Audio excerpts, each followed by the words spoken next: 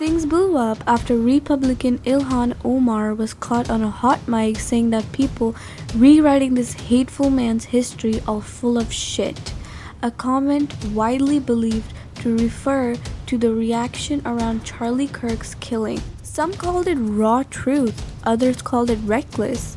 Either way, it poured gasoline on an already raging fire. People like Trump, who has incited violence against people like me. And so, these people are full of shit. It reminds you that although these people pretend to be adults, that they are sometimes, they think a lot less than even children do when it comes to compassion, when it comes to thoughtfulness, when it comes to being a leader. In the same town hall, Ilhan described Kirk in harsh terms. She said he once pushed "guns save lives" right after a school shooting, that he downplayed George Floyd's death, and that he downplayed slavery by saying Juneteenth should never exist. She also said he dismissed empathy, and she contrasted that by saying she felt for his family. Charlie was someone who once said, guns save lives after a school shooting. There is nothing more effed up, than to completely pretend that his words and actions have not been recorded and in existence for the last decade or so. Conservative hosts and viral posts framed that as mocking. Progressive voices framed it as anger at weaponized eulogies.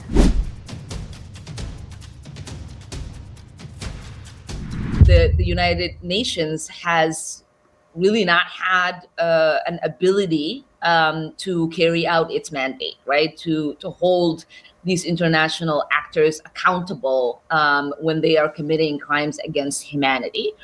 And that is partially because countries like the United States hold a lot of leverage. The line echoed in the program. Mehdi Hassan referenced it again as they talked about reactions.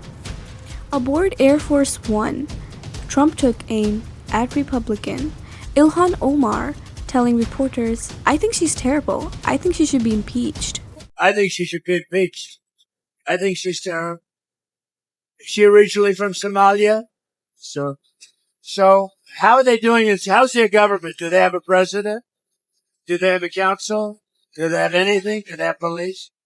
I love these people that come from a place with nothing, no anything.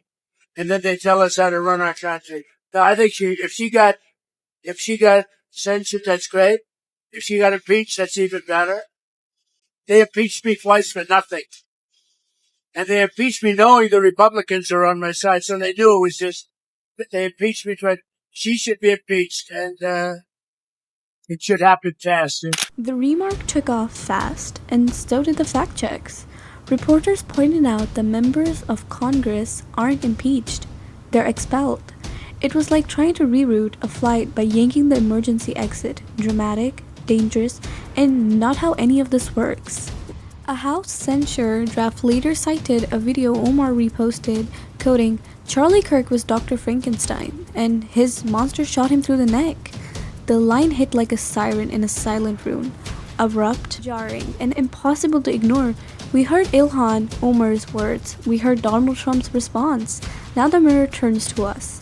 When a family is grieving, what counts as respect, and what slips into theater? When a soundbite drowns out to eulogy, who ends up paying the price? The truth, or the kids who will carry this night like a scar that keeps reopening? Are we chasing light, or just adding heat? Do we want leaders who speak like headlights cutting through fog, or megaphones in a crowded room? Is this mourning or messaging? And if it's both, where do we draw the line? Not as sides, but as people trying to land something steady in a turbulence of 2025.